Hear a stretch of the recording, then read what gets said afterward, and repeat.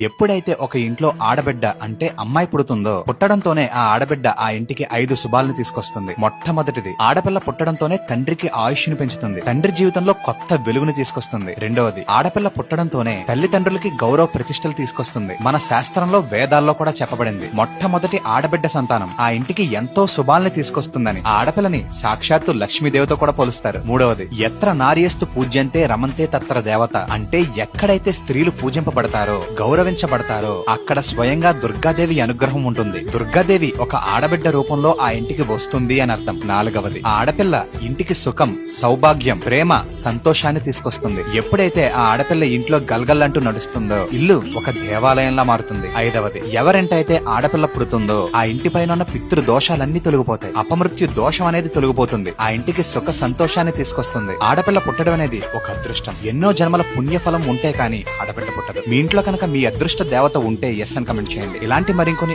ఆధ్యాత్మిక అద్భుతాల గురించి అజయ్